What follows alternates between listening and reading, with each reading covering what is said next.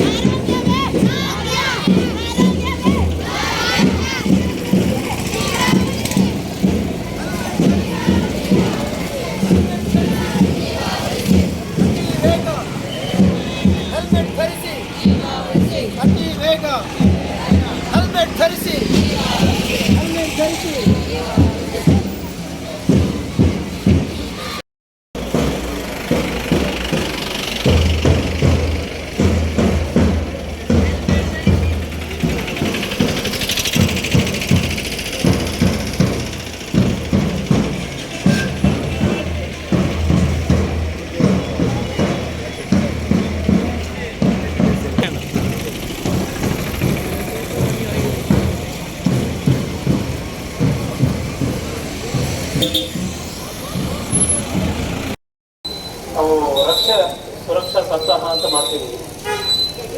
ಯಾಕಪ್ಪ ಇದು ರಸ್ತೆ ಸುರಕ್ಷಾ ಸಪ್ತಾಹ ಮಾಡಬೇಕು ಅಂತಂದ್ರೆ, ಈಗ ತಾವೆಲ್ಲರೂ ಕೂಡ ವಾಹನವನ್ನು ಚಾಲನೆ ಮಾಡ್ತಿದ್ದೀರಾ, ಆದರೆ ಯಾರು ಕೂಡ ಕರೆಕ್ಟಾಗಿ ಏನಂತಾರೆ ಡಾಕ್ಯುಮೆಂಟ್ಸ್ಗಳನ್ನ ಮೇಂಟೈನ್ ಮಾಡೋದಾಗಿರ್ಬೋದು, ಮತ್ತೆ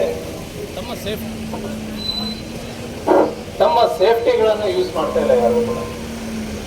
ಅಂದರೆ ಒಂದು ವಾಹನವನ್ನು ಚಾಲನೆ ಮಾಡಬೇಕಾದ್ರೆ ಸೇಫ್ಟಿ ಪ್ರಿಕಾಷನ್ಸ್ಗಳನ್ನ ಯೂಸ್ ಮಾಡಬೇಕು ಅಂತ ಅಂದ್ಕೊಂಡು ಕಾನೂನಿನಲ್ಲಿ ಹೇಳಿದೆ.